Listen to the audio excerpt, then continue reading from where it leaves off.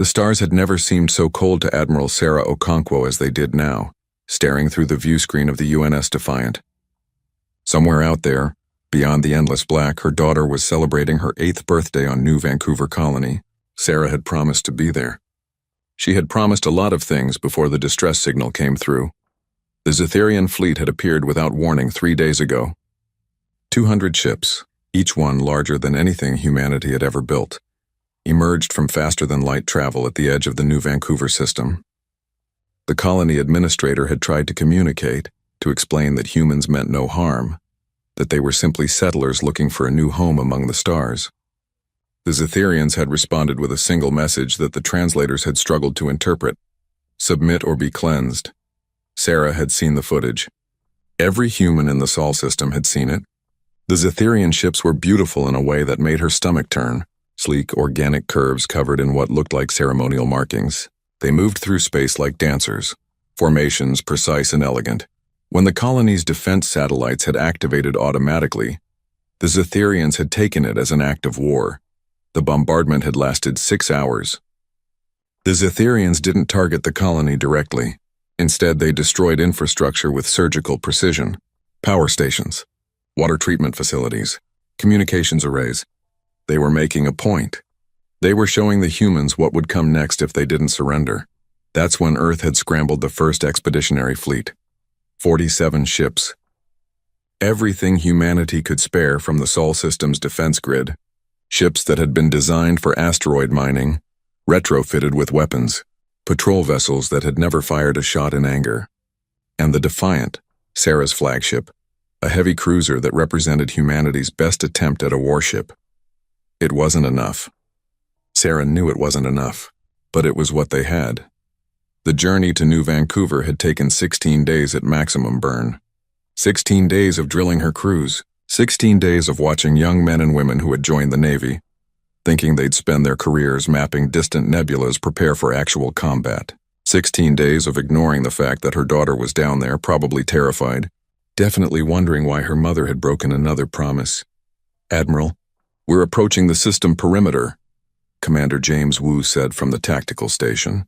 His voice was steady, but Sarah could see the tension in his shoulders. "Zetherian fleet is holding position in high orbit over New Vancouver. They've detected us. All ships battle stations," Sarah ordered.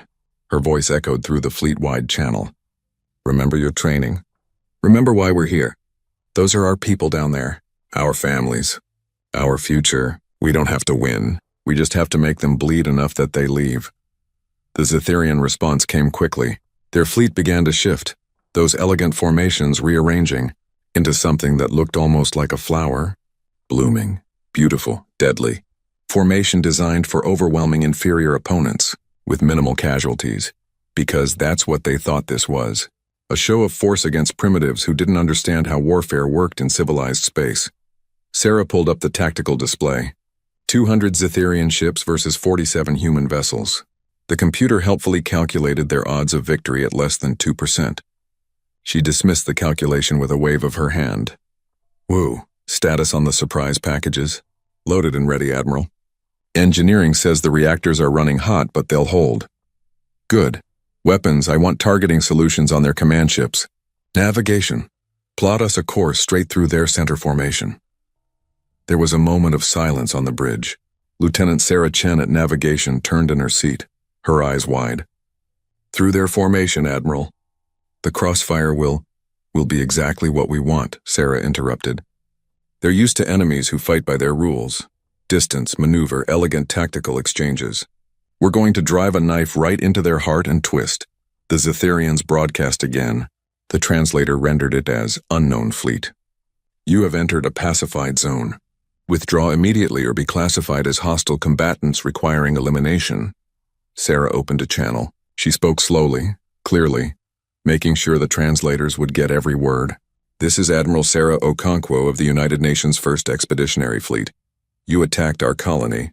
You threatened our people. We don't surrender. We don't retreat. And we sure as hell don't forget. Come find out what happens when you wake up, humanity." She closed the channel. "All ships engage."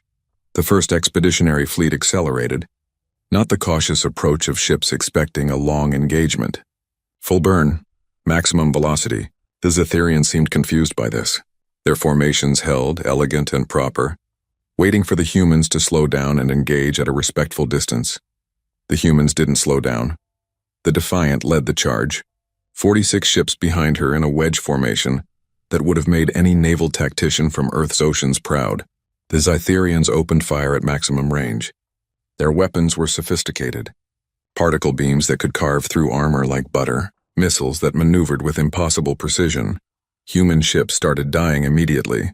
The UNS Challenger exploded, her reactor going critical. The UNS Seoul took a direct hit that sheared off her entire port side. The UNS Discovery spun out of control, atmosphere venting from a dozen breaches. But the human fleet didn't stop. They didn't even slow down. Sarah watched her people die and felt something cold settle in her chest. She had prepared for this. They all had. This wasn't going to be a clean fight. This wasn't going to be heroic. This was going to be brutal and ugly, and the only thing that mattered was making sure some of them made it home. Range to their formation? She asked. 15,000 kilometers in closing, Wu reported. Admiral, they're tightening their formation. They think we're going to try to break through. They're half right. Weapons fire solution alpha on my mark. The Defiant shuddered as she took multiple hits. Alarm screamed across the bridge. Damage reports flooded in. But Sarah kept her eyes on the tactical display, watching the distance close. 10,000 kilometers. 5,000. The Zetherians were still firing in that precise, elegant way. Targeting engines. Targeting weapons. Trying to disable rather than destroy. Because that's how civilized species fought wars. You didn't kill if you could avoid it. You demonstrated superiority and accepted surrender. They still hadn't figured out that humans didn't think that way. Mark, Sarah said quietly. Every human ship fired at once, but they weren't firing weapons designed for ship-to-ship combat. They were firing mining charges. Nuclear-pumped X-ray lasers. Kinetic kill vehicles that were nothing more than dense metal cylinders accelerated to a significant fraction of light speed, and they were firing them at point blank range. The Zetherian formation disintegrated, not because of superior tactics or better weapons, but because the humans had turned every ship into a bomb and driven those bombs right into the enemy's face. The UNS Warsaw rammed a Zetherian cruiser head-on. Both ships vanished in a fireball that lit up the entire battle space. The UNS Tokyo launched every missile she had, then followed them in, her crew firing personal weapons out of breached hull sections as they died. The UNS Nairobi's captain waited until his ship was literally touching a Zetherian dreadnought before he detonated his reactor. Sarah watched her fleet commit suicide and felt tears running down her face. But she didn't stop. Couldn't stop. All ships execute pattern Omega. Target their command vessels. Make every shot count. The Zetherians were panicking now. Their elegant formations were broken. Their ships were trying to gain distance to re-establish the kind of warfare they understood. But the humans were among them now inside their formations, too close for their weapons to track effectively. The Defiant targeted a Zetherian heavy cruiser. Sarah's weapons officer didn't aim for the engines or the weapons. He aimed for the crew sections. Fired everything they had. Watched the alien ship break apart. Atmosphere and bodies spilling into the void. Commander Wu, Sarah said, her voice hoarse. Prepare the final package. Wu's hands shook as he entered the authorization codes. Admiral, if we do this, we won't have enough fuel to make it home. I know. We'll be stranded here. I know. Most of us won't survive long enough for rescue. I know. Sarah's voice cracked. But they need to understand. They need to know what happens when you threaten Earth. When you threaten our children. Enter the codes, Commander. Wu entered the codes. The Defiant launched her last surprise. A dozen fusion warheads, each one programmed to detonate in a pattern that would maximize radiation scatter. Not sophisticated. Not elegant. Just raw, brutal, destructive power. The warheads detonated among the Zetherian fleet. Ships that had survived the initial assault found their systems failing. Their hulls becoming radioactive. Their crews dying from radiation poisoning. It was ugly. It was horrible. It was effective. The Zetherian fleet broke. Not retreated in good order. Broke. Ships fled in every direction, abandoning their formation, abandoning their wounded, abandoning everything except the desperate need to get away from the insane species that fought like demons. Of the 200 Zetherian ships that had come to New Vancouver, 43 were destroyed. Another 70 were crippled, leaking atmosphere and radiation, barely able to limp away. The rest ran. Of the 47 human ships, 16 remained, damaged, low on fuel, but alive. Sarah sat in her command chair and looked at the casualty reports. 31 ships lost. Over 8,000 people dead. Her executive officer, her best friend, the young ensign who had just gotten engaged last week. But New Vancouver was safe. The colony had survived. "Open a channel to the colony," she ordered. The face that appeared on her screen was the colony administrator, an older man named Harris. He had tears running down his face. "Admiral Okonkwo, we watched the whole thing. I don't know how to thank you." "Don't thank me yet," Sarah said. "We just started a war, and I don't think the people we just bloodied are going to let this go." She was right. But what Sarah Okonkwo didn't know, what none of them knew yet, was that the Zetherians weren't the real problem. The Zetherian hegemony was just one member of a coalition that spanned 10,000 worlds. And that coalition was about to learn something terrifying about the species from Sol system. They were about to learn that humanity didn't just fight to win. They fought to make sure you regretted ever threatening them. Far from New Vancouver, in the halls of power where the Galactic Coalition met, Hierarch Zelnoth was preparing his report. His hands shook as he compiled the footage. The images of human ships ramming his vessels. The sound of human voices screaming defiance even as they died. The cold, calculated brutality of a species that turned warfare into a nightmare. He would tell the coalition everything. About the primitives from Sol who fought like nothing he had ever seen. About the way they sacrificed themselves without hesitation. About the terror in his crew's voices as they fled. And the coalition would listen. They would be horrified. They would be outraged. And they would make a decision that would change the galaxy forever. They would decide to show these humans what happened when you defied the established order. They would gather their fleets. They would combine their might. And they would teach Earth a lesson. It would be the biggest mistake in galactic history, but that was still to come. For now, Sarah Okonkwo sat in her damaged ship, holding a photograph of her daughter, and prayed that the sacrifice of her people would be enough, that somehow Earth would find a way to survive what was coming.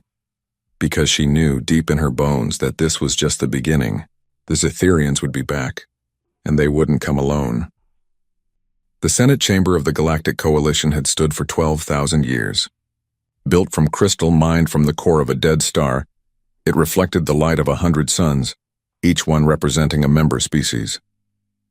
For millennia, this chamber had been a place of dignified debate, of careful negotiation, of civilized discourse among the great powers of the galaxy. Today, it was a circus of fear.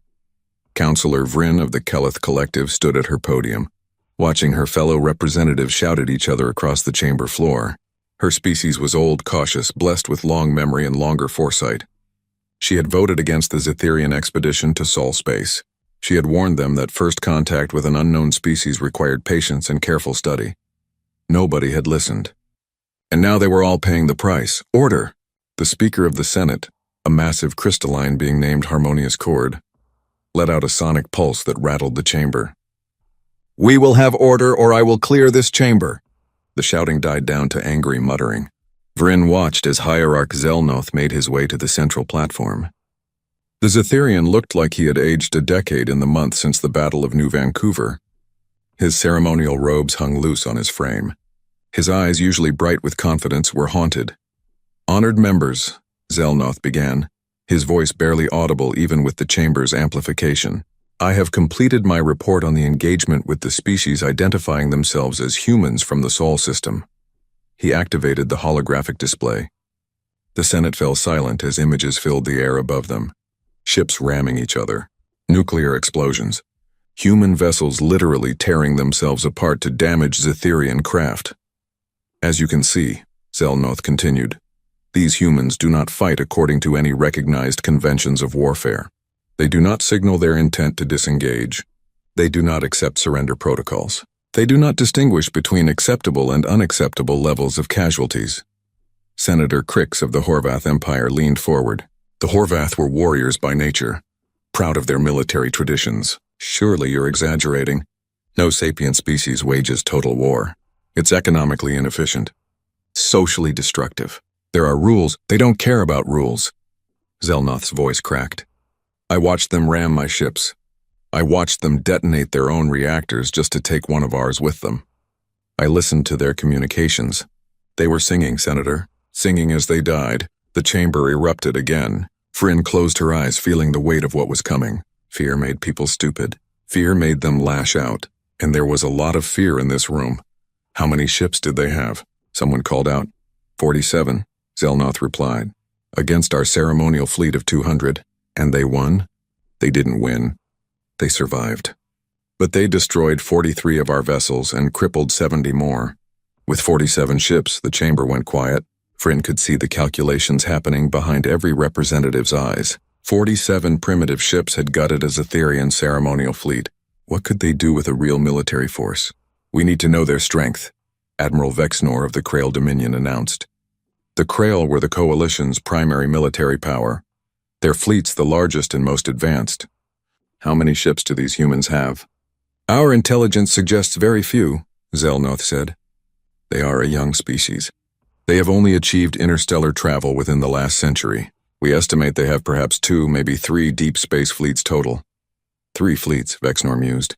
Even if each matches the ferocity of the first, that's less than 200 ships. The Coalition has access to thousands.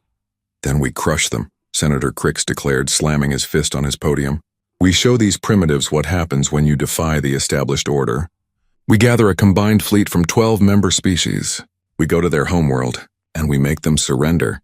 The chamber erupted in agreement. Vryn watched it happen with a sinking feeling in her chest. She raised her hand for recognition. Counselor Vryn, the speaker acknowledged. This is a mistake, Vryn said simply. We know nothing about these humans except that they fight with suicidal intensity. We don't know their technology base. We don't know their industrial capacity. We don't know their culture or psychology. And you want to attack their homeworld based on estimates from intelligence that has already proven fallible? What would you have us do? Crix demanded. Let them think they can attack Coalition members with impunity? They didn't attack. We attacked them. They defended their colony. They refused a lawful demand to submit to Coalition authority. They didn't know Coalition authority existed, Vryn pointed out. We made first contact by demanding surrender. What did we expect would happen? It doesn't matter, Admiral Vexnor interjected. What matters is that this species has proven dangerous. They have proven they don't respect the conventions that keep galactic civilization functioning. Either we bring them into compliance or we eliminate them as a threat. The vote was called. 12 species would contribute ships to a combined armada, 3,247 vessels, representing the largest military force assembled in over 1,000 years. They would travel to Sol space. They would demand unconditional surrender. And if the humans refused, they would demonstrate what happened to species who challenged the Galactic Coalition. The vote passed. Only Vryn and a handful of other cautious voices dissented. As the Senate adjourned, Vryn found herself approached by Zelnoth. The Zetherian looked even worse up close. You don't think this will work, he said. It wasn't a question. I think we're underestimating them, Vryn replied. You saw how they fought. That kind of intensity, that kind of willingness to sacrifice everything, that doesn't come from nowhere. It comes from a culture that has survived terrible things. A species that has learned that sometimes the only way to survive is to be more terrifying than whatever threatens you. You think they have more ships than we estimate. I think we have no idea what they have, and I think we're about to find out the hard way. Zelnoth was quiet for a long moment. I hope you're wrong, Counselor, because if you're right, we may have just started something we can't finish. Meanwhile, in Sol space, Ambassador Chen Wei was being escorted to a transport ship by Coalition security forces. His diplomatic credentials had been revoked. His staff had been expelled. Officially, it was because humanity had committed an act of war against a Coalition member. Unofficially, Chen suspected it was because they were afraid. He had seen the way the guards looked at him, like he might suddenly turn violent, like he might be carrying a bomb, like every human was a potential threat. The transport was scheduled to take him back to Earth. But as Chen boarded, he noticed something odd. The pilot was nervous. The crew kept glancing at their sensors. Something had them spooked. What's going on? Chen asked. The pilot, a young Zetherian, didn't meet his eyes. We've been getting reports, Ambassador. About your people. About what you're doing. What we're doing. Building. In Sol space. Around your homeworld. Your colonies. Everywhere. You're building ships. Chen felt a chill run down his spine. How many ships? The pilot's hands shook on the controls. We don't know. Your system is a mess of industrial activity. Asteroid mining. Shipyard construction. Your species is preparing for something. Chen didn't reply. He knew what humanity was preparing for. They were preparing for war. Because that's what you did when someone showed up at your door and demanded surrender. You didn't trust that they'd leave you alone. You didn't assume it was over. You prepared to make them regret ever threatening you. The journey back to Earth took 3 weeks. 3 weeks during which Chen received updates from the coalition news networks. Updates about the gathering armada. About the speeches in the Senate calling for human compliance. About the certainty that Earth would surrender when they saw the size of the force coming for them. 3 weeks during which Chen read reports from Earth intelligence. Reports that made him smile despite the gravity of the situation. When the transport finally entered Sol space, Chen saw what had the crew so nervous. The system was transformed. Where once there had been a few dozen ships, now there were hundreds. Shipyards in orbit around Mars, around Jupiter's moons, around Saturn's rings. And the ships themselves? They weren't like the first expeditionary fleet. Those had been retrofitted civilian vessels. These were purpose-built warships, sleek, predatory, armed, with weapons that made the mining charges and jury-rigged. Lasers of New Vancouver looked like children's toys. The transport docked at Earth Orbital Station 1. Chen was met by Admiral Sarah Okonkwo, who had been promoted to Supreme Fleet Commander after New Vancouver. She looked tired but determined. "Welcome home, Ambassador," she said. "I assume you've heard about our visitors?" 3,000 ships, Chen replied. "The Coalition Senate seems very confident they can force us to surrender. What do you think?" Chen smiled. It was not a pleasant smile. "I think they made the same mistake the Zetherians made. They assumed we're like them. They assumed we think about war the way they do." "And how do we think about war, Ambassador? We think about winning. Whatever it takes. Whatever it costs." Chen looked out the viewport at the ships gathering in Earth orbit. "How many fleets do we actually have now?" "Officially, 2. The first expeditionary fleet, which is still at New Vancouver helping with repairs, and the second defense fleet, which is here in Sol." "And unofficially?" Okonkwo's smile matched his. "Unofficially, Ambassador, we've been very busy. Turns out when you tell humanity that aliens exist and they're hostile, people get motivated. We've had volunteers flooding in from every nation. We've converted every major industrial center to warship production. We've pulled every trick we learned from our own history about rapid mobilization." "How many, Admiral?" "You'll find out when they do." The Coalition Armada arrived 2 weeks later. 3,247 ships, each one broadcasting demand for immediate surrender. The largest military force in galactic history, assembled for the sole purpose of forcing one primitive species into compliance. Earth's response was a single ship, the Second Defense Fleet flagship, broadcasting on all channels. "This is Admiral Sarah Okonkwo of the United Nations Armed Forces. You have entered Sol space with hostile intent. You have demanded our surrender. Our answer is no. We don't surrender. We don't submit. We don't forget that you started this. If you want Earth, come and take it. But know that every meter of space you cross will cost you. Every ship you lose will haunt you. And when this is done, you'll wish you had left us alone." The coalition response was immediate. They didn't bother with more negotiations. They had their orders. Bring Earth into compliance or reduce it to rubble. The battle for Sol was about to begin, and the coalition was about to learn that sometimes defeating an enemy isn't about having more ships. It's about being willing to pay a higher price. A price humanity had already proven willing to pay. Admiral Vexnor commanded the Coalition Armada from his flagship, the Eternal Glory. He watched the human fleet emerge from Earth orbit. 52 ships, against 3,000. He almost felt sorry for them. "All ships," he broadcast. "Engage the enemy. Destroy their fleet. Prepare to bombard planetary defenses." The Armada moved forward, elegant formations spanning millions of kilometers. Weapons charging. Ships taking up positions that had been drilled for centuries, and the humans, those 52 ships, accelerated to meet them. Vexner frowned. "They're not retreating?" Why aren't they retreating? His tactical officer checked her displays. Admiral, they're broadcasting something. Audio only. Put it through. What came through the speakers made Vexenor's blood run cold. It wasn't a battle cry. It wasn't a demand. It was music. Human voices singing in harmony. A war song from Earth's ancient history. Translated into galactic common, into the Valley of Death rode the 600. And Vexenor, who had studied warfare for his entire life, who had commanded fleets across a dozen campaigns, suddenly understood what Counselor Vryn had tried to warn them about. These humans weren't fighting to win this battle. They were fighting to make a point, to show the galaxy what happened when you threatened them. They were about to sacrifice their entire fleet, 52 ships and thousands of lives just to make the Coalition bleed, just to make them afraid. The battle was about to begin.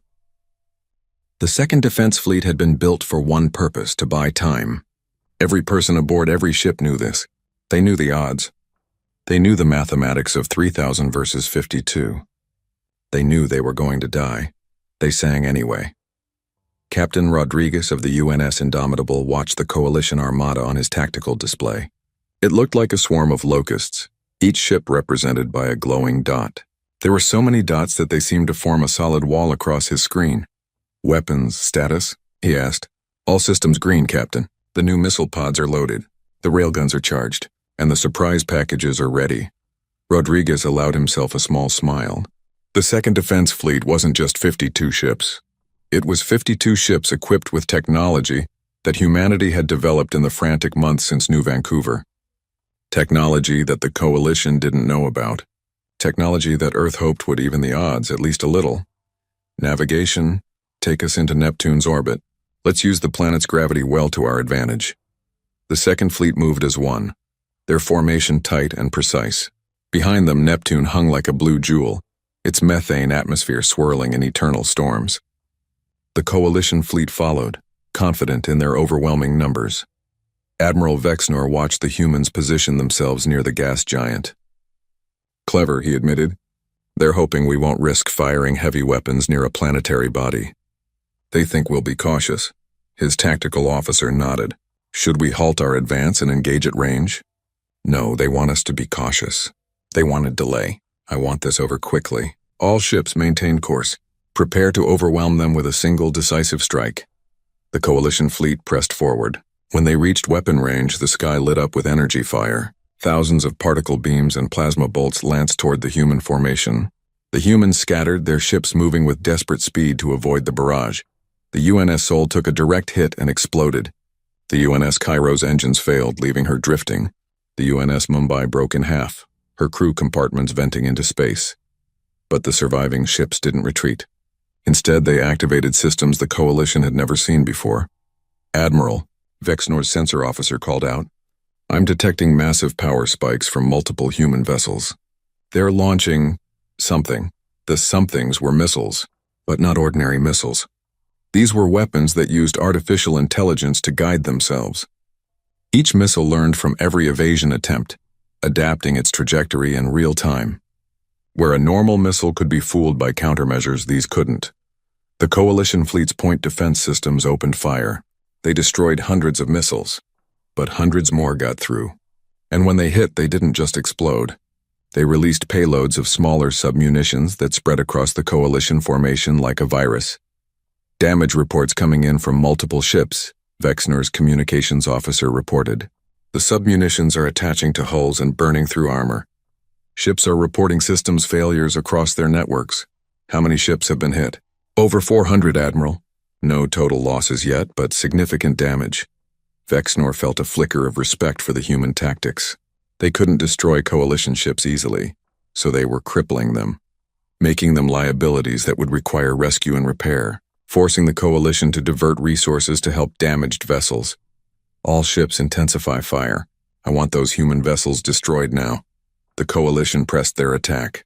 More human ships died. The UNS Wellington, the UNS Singapore, the UNS Prague, each death punctuated by the explosive decompression of atmosphere and the brief, brilliant flash of failing reactors. But the humans kept fighting. And they revealed more surprises. From hidden positions around Neptune's moons, massive weapons platforms emerged. These weren't ships. They were weapons that had been built into the asteroids themselves, disguised to look like natural objects. When they fired, they unleashed beams of energy that rivaled anything the Coalition had ever developed. Colony lasers, Captain Rodriguez explained to his bridge crew as they watched the weapons fire. We've been building them on every major colony, every moon, every station. Mars has them. Europa has them. Titan has them. Turns out when you tell humanity that war is coming, people get creative about how to defend themselves. The colony lasers carved through the Coalition formation. Each beam was powerful enough to punch through multiple ships if they were aligned properly. The Coalition fleet found itself caught in a crossfire, attacked not just by the human ships but by the entire orbital infrastructure of Sol system. Admiral Vexnor watched his casualty count rise. 400 ships damaged, now 50 destroyed, now 80, now 100. This is impossible, he muttered. They're primitives. They shouldn't have this technology. Our intelligence said, Our intelligence was wrong, his tactical officer interrupted. Admiral, I'm detecting new energy signatures. Something is accelerating out of the inner system. On the tactical display, new contacts appeared. Ships, moving at velocities that shouldn't be possible. They were coming from the direction of the sun. What are those? Vexnor demanded. His science officer studied the readings, her expression growing more alarmed by the second. Admiral, those ships, they're using the sun's gravity well to accelerate. They dove close to the corona and used it like a slingshot. They're moving at over 15% the speed of light. That's insane. At those speeds, any collision would release energy equivalent to a nuclear weapon. Yes, Admiral. The Sundiver ships, as the humans called them, were suicide vessels. Small, fast, loaded with as much mass as possible. Each one was piloted by a volunteer who knew they were on a one-way trip. When they hit their targets, they did so with relativistic energy that turned both the Sundiver and its victim into expanding clouds of superheated plasma. The Coalition fleet tried to evade, but at the speeds the Sundivers were traveling, evasion was nearly impossible. 12 more Coalition ships vanished in brilliant flashes of destructive energy. All ships, emergency dispersal pattern, Vexnor ordered. Get us away from these maniacs! The Coalition formation broke apart, ships scattering to avoid becoming targets. It was the right tactical decision, but it also meant they were no longer able to concentrate their fire. The human ships took advantage, pressing their attack with renewed intensity. The battle raged for 19 hours. 19 hours of constant combat, of ships dying, of crews fighting and bleeding and refusing to surrender. The Second Defense Fleet was ground down piece by piece. 42 ships, 35, 28, 15. But they took over 2,000 Coalition ships with them. Destroyed or damaged so badly they could no longer fight. The elegant formations were gone, replaced by debris fields and dying vessels calling for help that wouldn't come in time. Admiral Sarah Okonkwo commanded from the UNS Defiant, the same ship she'd led at New Vancouver. It was damaged now, trailing atmosphere and radiation. Her bridge crew was down to skeleton strength. But they kept fighting. Admiral, her communications officer said quietly, the other ships, they're gone. We're the last one. Sarah looked at her tactical display. The young officer was right. Every other ship in the Second Fleet had been destroyed. The Defiant stood alone against over 1,000 Coalition vessels. Well, Sarah said, her voice calm despite everything, I guess that means we get all the glory. Her crew laughed. It was the kind of laughter you hear from people who know they're about to die but refuse to go quietly. Navigation, plot a course for the largest concentration of enemy ships. Weapons, charge everything we have left. Engineering, how long until the reactor goes critical? We can trigger it whenever you want, Admiral. The chief engineer replied. Just say the word. Sarah opened a fleet-wide channel. Not to the Second Fleet, which didn't exist anymore. To every human ship in the system. To the stations and colonies. To Earth itself. This is Admiral Okonkwo. The Second Defense Fleet has completed its mission. We delayed them. We hurt them. We showed them what it cost to threaten Earth. She paused, looking at her crew. Young faces. Old faces. People who had families waiting for them. People who chose to be here anyway. They think this is over. They think they've won because they destroyed our fleet. But they're wrong. They don't understand what they've started. They don't understand humanity. She took a deep breath. To everyone listening, remember us. Remember what we did here? And when the time comes, make them regret ever coming to our home." She closed the channel, looked at her crew. "It's been an honor serving with you all." "The honor is ours, Admiral," Commander Wu replied. The Defiant accelerated toward the Coalition formation. Every weapon firing, every system pushed beyond its limits. The Coalition fleet opened fire, thousands of weapons converging on a single target. The Defiant exploded, not just from enemy fire, but from Sarah deliberately overloading her reactor at the moment of maximum impact. The explosion took out 7 more Coalition ships and damaged dozens of others. Admiral Vexnor watched the last human ship die and felt nothing like victory. He looked at his casualty reports. 2,100 ships destroyed or damaged. Out of an armada of over 3,000, he had barely 1,100 combat-capable vessels remaining, and the human Second Fleet had been only 52 ships. "Sir," his communications officer said hesitantly, "we're receiving a transmission. From Earth." "Put it through." The face that appeared on the screen was an older man, wearing a simple military uniform with no decorations. "This is Secretary General Martinez of United Earth. You've destroyed our Second Defense Fleet. Under the terms of your ultimatum, you may now proceed to bombard our homeworld." Vexnor felt a chill. There was something in the human's eyes, not fear, not desperation, something else. "However," Martinez continued, "I feel obliged to inform you of a development. You see, while you were fighting our Second Fleet, you were being scanned, analyzed. Your tactics, your weapons, your ship configurations, all recorded, all studied." "What are you talking about?" Vexnor demanded. "I'm talking about the fact that you assumed we only had 2 fleets. That was your first mistake." Martinez smiled. It was not a reassuring smile. "Your second mistake was assuming we'd fight you fairly." On Vexnor's tactical display, alarms started screaming. New signatures were appearing. Not in Sol space. At the edges of the system where ships would emerge from faster-than-light travel, 1 signature, 2, 3, 5, 7, 10 separate fleet signatures, each one matching the power output of the fleets humanity had already fielded, each one converging on the Coalition formation from different vectors. "You wanted to see our full strength," Martinez said. "You wanted to make us submit. Instead, let me introduce you to something humanity learned long ago. Never threaten our home, because if you do, we don't just defend it." The 10 new fleets accelerated into the system, hundreds of ships, all of them fresh, all of them undamaged, all of them equipped with lessons learned from watching the Coalition fight. "We hunt you," Martinez finished. Vexnor's tactical officer was staring at her display in horror. "Admiral, those fleet signatures. They're designating themselves as retribution fleets, 3rd through 12th. 3rd through 12th, Vexnor repeated slowly. "They have at least 12 fleets?" "Sir, we need to withdraw now. We don't have the strength to—" "All ships!" Vexnor's voice cracked as he gave the order. "Emergency retreat.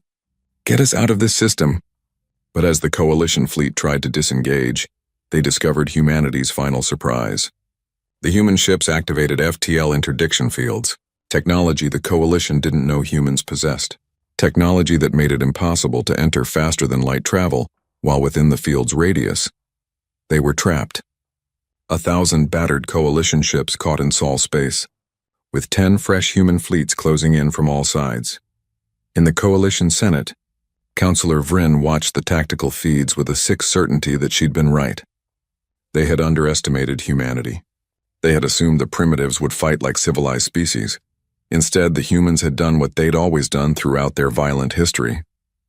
They'd adapted. They'd learned. They'd prepared. And they'd turned their home system into a trap. The second phase of the war was about to begin. And this time, humanity wasn't defending, they were hunting. The retreat from Sol was a nightmare that would haunt Coalition survivors for generations. Admiral Vexnor's remaining forces tried everything to escape the human interdiction fields. They pushed their engines beyond safe limits. They attempted to navigate through Jupiter's radiation belts. They even fired on the interdiction generators themselves, desperately hoping to create a gap they could slip through. The humans hunted them with cold precision. Captain Marcus Steele commanded the flagship of the 3rd Retribution Fleet, a vessel called the Reckoning. He was younger than most fleet commanders, promoted rapidly through the ranks after New Vancouver. Unlike Admiral Okonkwo, who had been a scientist before the war. Steele was military through and through. He had studied every conflict in human history, every battle, every victory and every defeat. He had learned one critical lesson. Mercy was something you showed after your enemy surrendered, not before. Tactical update on coalition forces? He asked. They're scattered across the inner system, Captain. Trying to break through our interdiction perimeter. Approximately 940 ships still combat capable. The rest are damaged but mobile. Good. All ships, weapons free. Target any vessel attempting to break containment. I want them to understand that the only way out of Seoul is through us. The 3rd Retribution Fleet opened fire. But unlike the desperate sacrificial attacks of the 1st and 2nd Fleets, this was calculated destruction. The humans had spent 19 hours watching the coalition fight. They knew which ships were command vessels. They knew which formations were most effective. They knew exactly where to hit to cause maximum damage with minimum expenditure of ammunition. A coalition cruiser tried to make a run for the outer system. The Reckoning's targeting computer tracked it effortlessly. A single missile launched. Not a nuclear weapon or a kinetic kill vehicle. Something new. What was that? Vexnor's sensor officer reported from the Eternal Glory. Some kind of guided munition just hit the Valor's light. Damage report? That's the strange thing, sir. No damage. But the ship is reporting complete systems failure. Engineering, navigation, weapons, life support. Everything is shutting down. What? It's some kind of electromagnetic pulse weapon, but more sophisticated than anything we've seen. It's not just disrupting electronics. It's rewriting them. The Valor's light is dead in space. The humans had developed weapons specifically designed to disable rather than destroy, not out of mercy, but because a disabled ship required rescue operations, required other vessels to slow down and provide aid, required resources that could have been used to fight. Every disabled ship was an anchor dragging the coalition fleet down.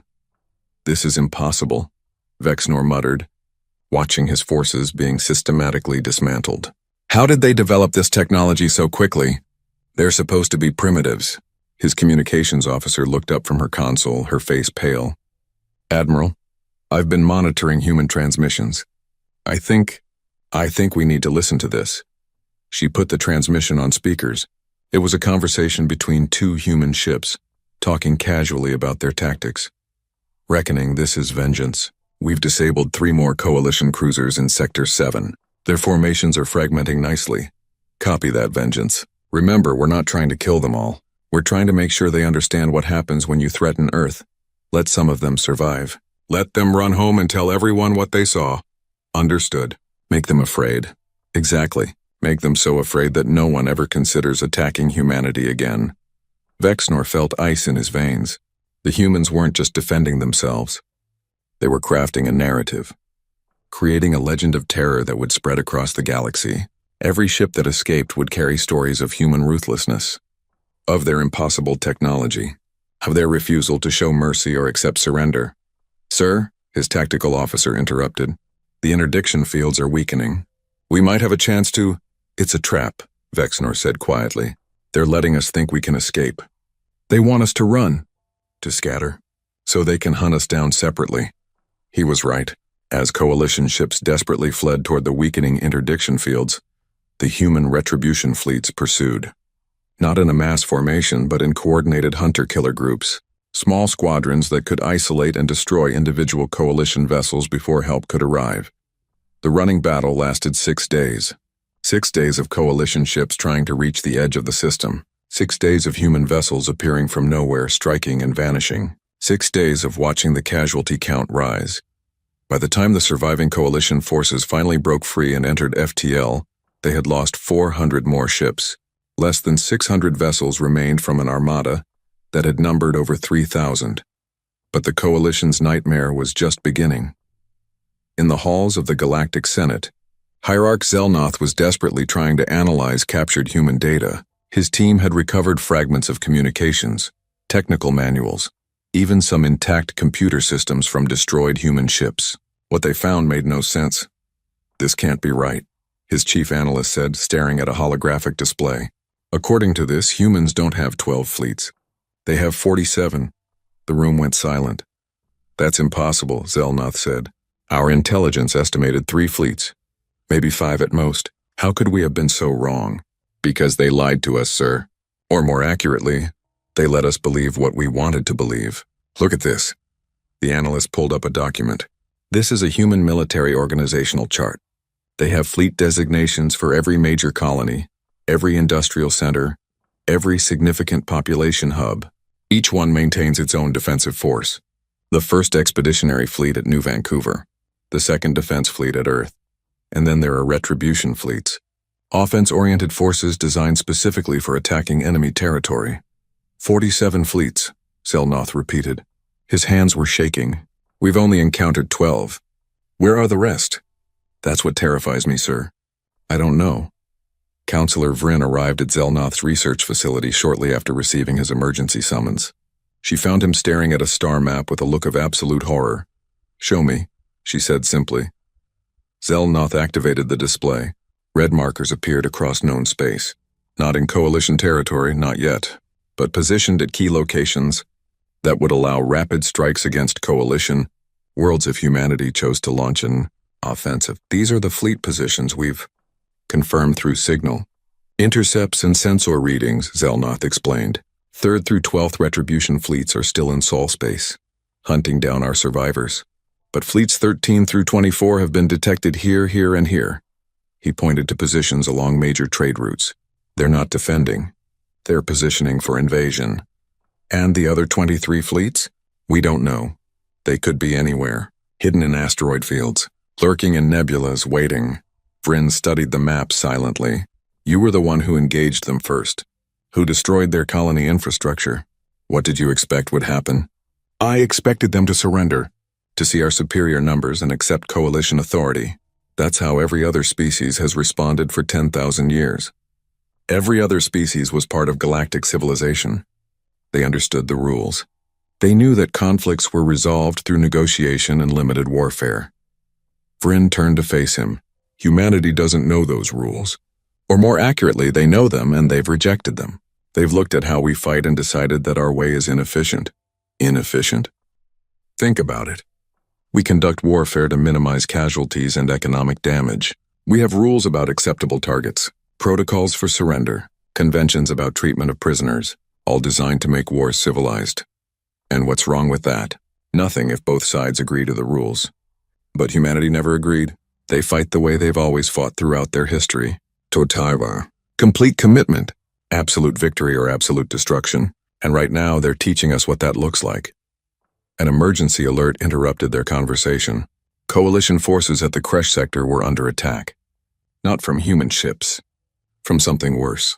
The holographic display showed a planet under siege. But there were no human fleets in orbit. Instead, the attack was coming from automated weapons platforms that had been deployed in the system weeks ago, hidden among the asteroid field, waiting for the right moment to activate. They're mining our territory, Zelnoth whispered. They've been sneaking weapons platforms into our space and we never noticed. How many systems are compromised? Vryn asked. We don't know. We're checking now, but the analyst pulled up a new display. Early estimates suggest dozens, maybe hundreds. Every major trade route has been seeded with weapons platforms. The full scope of humanity's strategy was becoming clear. While the Coalition had been focused on the big fleets, the obvious threat, humans had been quietly spreading throughout Coalition space.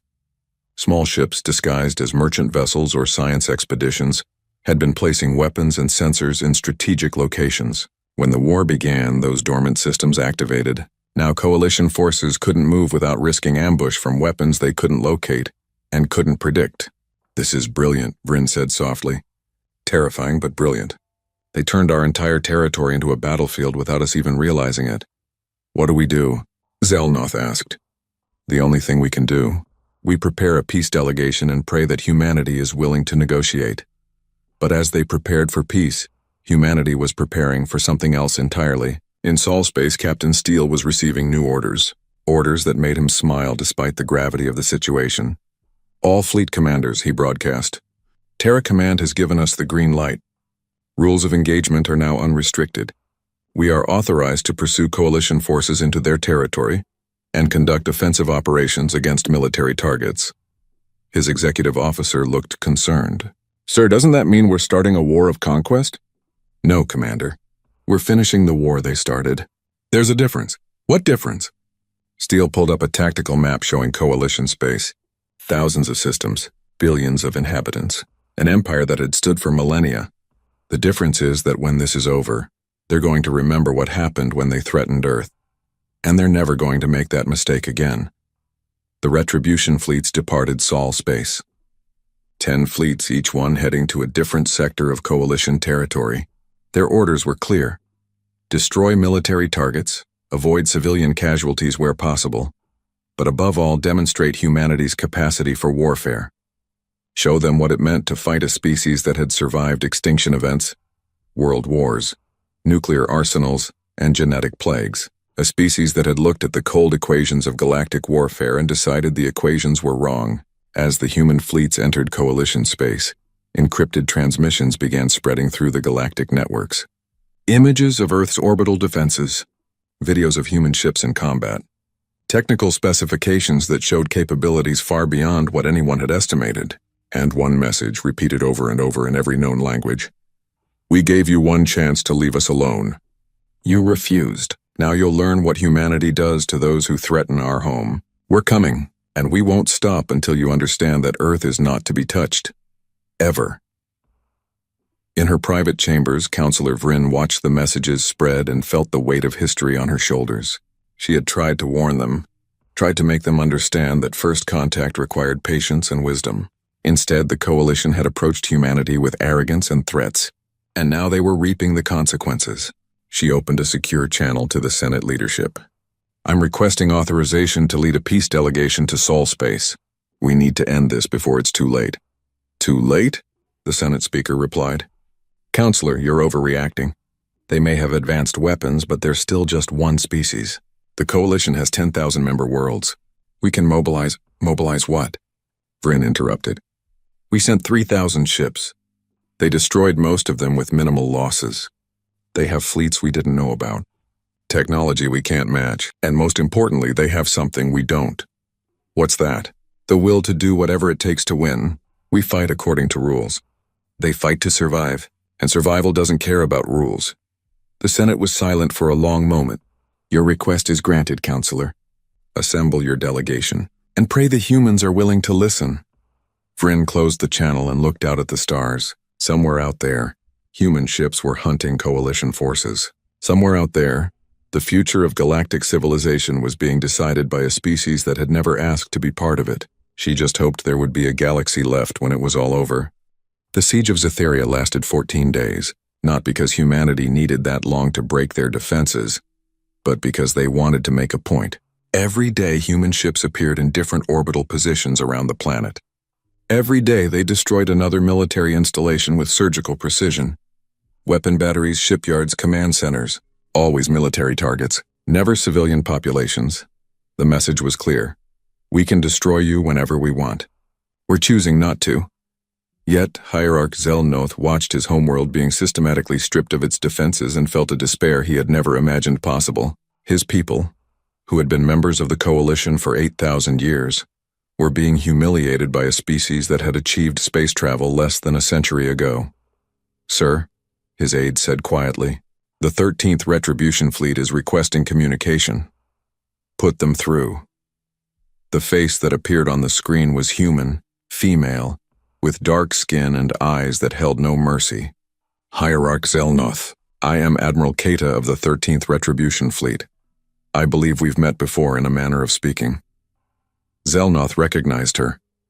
She had been a junior officer at New Vancouver, serving under Admiral Okonkwo. She had watched her commander die defending Earth. What do you want? Zelnoth asked. I want you to understand something. When you attacked New Vancouver, you killed 8,000 of my people. My friends, my family. Admiral Okonkwo, who was a better person than you could ever hope to be. Kata's voice was calm, but there was steel underneath. I could destroy your planet right now. Turn it into a radioactive wasteland. Your orbital defenses are gone. Your fleet is scattered. Nothing could stop me, then why don't you? Because we're not you. We don't destroy colonies. We don't threaten civilian populations. But we want you to remember this moment.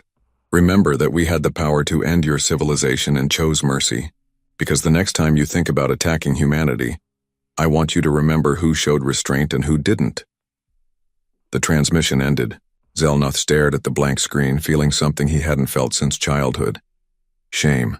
Across Coalition space, similar scenes were playing out. Human fleets appeared at strategic worlds, destroyed military targets, and departed without touching civilian infrastructure. They were demonstrating power and restraint in equal measure, showing the galaxy that humanity could be as terrible or as merciful as the situation required. But it wasn't just military action that was reshaping the galaxy. The automated weapon platforms that humanity had secretly deployed across Coalition space were now revealing their full capabilities. They weren't just mines or missile batteries. They were sensor networks, communication relays, and intelligence gathering systems. Humanity had mapped every major Coalition military movement for months. They knew fleet positions, supply routes, communication protocols, and defense capabilities. While the Coalition had been preparing their armada to attack Earth, humans had been preparing to dismantle the entire Coalition military infrastructure. In the Coalition Senate, panic had given way to desperate damage control. Senator Crix, who had been so confident about crushing humanity, now stood before his peers looking like a broken man. "We've lost over 2,000 ships," he reported. "Another 800 are too damaged to fight. Our industrial capacity is being systematically destroyed. Trade routes are blocked by human weapon platforms, and we still have no idea where all their fleets are positioned. What about our reserves?" Someone called out. "What reserves? We committed everything to the Sol offensive. Every major fleet, every significant military asset. We thought overwhelming force would guarantee victory." Crix laughed bitterly. "We were so confident, so certain that our numbers would be enough." "Then what do you suggest?" the Senate Speaker asked. "Surrender. Unconditional surrender. Before they decide that mercy is no longer strategically useful." The Senate chamber erupted. Some representatives demanded continued resistance. Others called for negotiation. A few suggested fragmenting the Coalition so individual species could seek separate peace terms. Councillor Vryn watched the chaos with tired eyes. This was what happened when fear replaced wisdom. When pride prevented clear thinking, she waited for the shouting to die down before speaking. "I'm leaving for Sol space in 2 hours," she announced. "I'm taking a delegation of 12 representatives from different species. We're going to negotiate a peace treaty. Anyone who wants to join me is welcome. Anyone who wants to continue fighting can do so. But understand this, humanity has already won. All we're doing now is deciding how many more people have to die before we officially admit it." The journey to Sol space took a week. Councillor Vryn's delegation traveled in an unarmed diplomatic vessel, broadcasting peace signals on every frequency. They were intercepted 3 times by human patrols. Each time they were boarded, searched thoroughly, and allowed to proceed. The humans were taking no chances. When they finally reached Earth, Vryn was struck by what she saw. The planet was beautiful. Blue oceans, green continents, white clouds. But surrounding it was a defensive network that made even the most fortified Coalition worlds look vulnerable. Weapon platforms, shield generators, ships in formation so dense they looked like rings around the planet. Humanity had turned its homeworld into a fortress, and based on the construction she could see ongoing, they weren't planning to ever let it be vulnerable again. The delegation was brought to Geneva, to a building that had been partially damaged during the battle for Sol. The humans had deliberately chosen this location, making sure the delegation saw the scars of war before negotiations began. Secretary General Martinez met them in a conference room with windows that looked out over the city. He was flanked by military officers, including Captain Marcus Steele, who had been promoted to Admiral after his successful campaign in Coalition space. "Councillor Vryn," Martinez said, extending his hand in the human gesture of greeting. "Thank you for coming. I understand you were one of the few who opposed the attack on Sol." "I was," Vryn replied, "though I wish I had been more persuasive." "So do I. A lot of people would still be alive if your colleagues had listened to you." Martinez gestured to seats around the table. "Please sit. We have much to discuss." The negotiations lasted 3 days. The Coalition delegation arrived expecting harsh terms. They found something more complex. "We don't want territory," Martinez explained. "We don't want to rule over other species. We didn't ask to be part of galactic politics. You came to us, remember? You demanded we submit to your authority. All we wanted was to be left alone. Then what do you want? Senator Crix asked. Guarantees. We want formal recognition of human sovereignty over all systems we've colonized.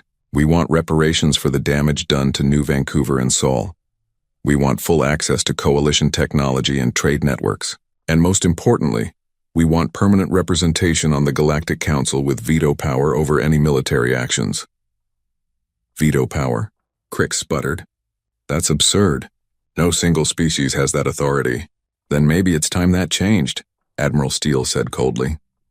You've proven that the coalition can't be trusted to make rational decisions about military force. You attacked a species you knew nothing about because we refused to submit. What's to stop you from doing the same thing to the next species that doesn't fit your expectations? The Admiral is right, Vryn said quietly. This war happened because we didn't have sufficient checks on military action. We allowed fear and pride to override wisdom. Perhaps humanity's presence on the Council will force us to think more carefully before resorting to force. The debate continued, but the outcome was inevitable. The coalition had no leverage. Humanity held every advantage and was generous enough to not press for total domination. The terms were harsh but not impossible. Painful but not civilization-ending. On the third day, the treaty was signed. The coalition officially surrendered. Humanity was granted full membership in the Galactic Council, with the powers and protections they demanded. Reparations would be paid over the next 50 years. And most significantly, the coalition's military forces would be reduced and placed under joint command that included human oversight. As the delegation prepared to leave, Martinez asked Vryn to stay for a private conversation. You tried to stop this war, he said. Why? Because I'm old enough to remember when my species first joined the coalition. We were young then, aggressive, certain of our superiority. Vryn looked out the window at Earth. We picked a fight with a species that had been part of the coalition for millennia. We lost badly. It taught us humility, made us understand that strength isn't just about weapons or numbers. It's about wisdom, about knowing when to fight and when to negotiate. And you saw that we would do the same thing to the coalition? I saw that you were dangerous in ways the Council didn't understand. Not because you're more violent or more cruel than other species, but because you're survivors. Every other species in the coalition evolved on relatively stable worlds. They never faced extinction events, never had to claw their way to the top of their food chains. You did. Humanity learned to survive against impossible odds long before you reached the stars. That makes you fundamentally different from us. Martinez was quiet for a moment. Are you afraid of us, Counselor? Terrified, Vryn admitted, but also hopeful. Because I think humanity might be exactly what the galaxy needs. We've been stagnant for too long. Too comfortable, too certain of our superiority. Maybe having a species of survivors forcing us to think differently will make us stronger. Or maybe we'll destroy everything. Perhaps, but I prefer to think you'll surprise us, the way you've already surprised us by showing mercy when you could have chosen vengeance. 5 years passed. The galaxy adapted to its new reality with surprising speed. Human fleets patrolled coalition space, their presence a constant reminder of the war. But they also provided security, responding to pirate attacks and border disputes with an efficiency that the old coalition military had never achieved. Human technology began spreading through galactic civilization, medical advances that had been developed during humanity's tumultuous history, engineering techniques refined through centuries of warfare, agricultural methods that could turn barren worlds into gardens. In exchange, humanity gained access to faster-than-light technology that made their old drives look primitive. Gravity manipulation that revolutionized construction, energy systems that didn't rely on fusion or fission. The relationship wasn't always smooth. There were incidents, misunderstandings, cultural clashes between species who saw the universe in fundamentally different ways. But there was also cooperation, joint scientific expeditions, cultural exchanges, even military exercises where human and coalition forces trained together. Hierarch Zelnoth, now serving as an advisor to the human-led Military Oversight Committee, found himself working alongside the species he had once fought. It was strange, uncomfortable, and occasionally humiliating, but he couldn't deny that the galaxy was more stable now than it had been in centuries. You look troubled, Admiral Kata said, finding him staring at a star map late one night. I was thinking about New Vancouver, Zelnoth admitted, about the choice I made to attack. about how different things would be if I had chosen differently. You can't change the past. No, but I can try to prevent others from making the same mistakes. He turned to face her. That's why I'm here. Why I'm helping you. Because someone needs to remember what happens when pride and fear override wisdom. Keita nodded slowly. For what it's worth, Admiral Okonkwo wouldn't have wanted this. The war, the deaths. She was a scientist before she was a soldier. She believed in finding peaceful solutions. But she was willing to fight when necessary. Yes, and that's the lesson, isn't it? Peace is always preferable, but only if all parties respect it. The moment someone decides they can take what they want by force, you have to be ready to make them regret that decision. In the human shipyards orbiting Earth, construction continued at a pace that alarmed many coalition observers. Hundreds of new ships taking shape in zero gravity, each one more advanced than the last. Each one a reminder that humanity was not satisfied with their current capabilities. A coalition inspection team visited one of the shipyards led by Counselor Vryn. She watched the construction with a mixture of fascination and concern. Why? She asked the human engineer giving the tour. You've won the war. You have the strongest military in the galaxy. Why keep building? The engineer, a young woman named Chen, smiled. Because of what you taught us, Counselor. What we taught you? That the galaxy is dangerous. That there are species out there who will attack if they think you're weak. That the only way to truly be safe is to be so strong that no one even considers threatening you. Chen gestured at the ships under construction. Admiral Okonkwo died defending Earth. Admiral Keita lost her entire family at New Vancouver. My grandfather died during the battle for Seoul. We won't let that happen again. Ever. But surely at some point you'll feel secure enough to... No. Chen interrupted gently. You don't understand. We'll never feel secure enough. That's not how humanity works. We prepare for threats we can't see. We build defenses against enemies that don't exist yet. Because our entire history has taught us that the moment you stop, preparing for war is the moment war finds you. Vryn watched the ships taking shape and realized that humanity had fundamentally altered the balance of power in the galaxy. Not just militarily, but psychologically. Other species now had to factor humanity into every decision. Had to consider how Earth would respond to any action. It was terrifying and stabilizing in equal measure. In the Coalition Senate, debates raged about humanity's role in galactic affairs. Some species resented the restrictions imposed by human military oversight. Others argued that the stability humanity provided was worth the cost to pride. Still others wondered what would happen when humanity's next generation came of age. The children who had grown up knowing only that the galaxy had attacked their homes and Earth had responded with overwhelming force. Would they be peaceful? Or would they be conquerors? That depends on us, Martinez told the Senate during one particularly heated session. Humanity doesn't want to rule the galaxy, but we won't allow the galaxy to threaten us. Treat us fairly, respect our sovereignty, and we'll be the best allies you could ask for. But cross us. He let the implication hang in the air. No one needed him to finish the sentence. Everyone had seen what humanity did to those who threatened them. Years passed. A generation grew up knowing humanity as a galactic power. Children on coalition worlds studied human history, fascinated and horrified by the species that had survived so many self-inflicted catastrophes. Human children learned galactic history, understanding their place in a civilization spanning thousands of worlds. And in the shipyards, construction continued. Because humanity remembered. They remembered New Vancouver. They remembered the battle for Seoul. They remembered Admiral Okonkwo's sacrifice and the thousands who had died defending their home. They remembered, and they would never be vulnerable again. Admiral Steele, now elderly and gray, stood before a graduating class of young officers from a dozen different species. Human, Zetherian, Keleth, Horvath, all of them training together.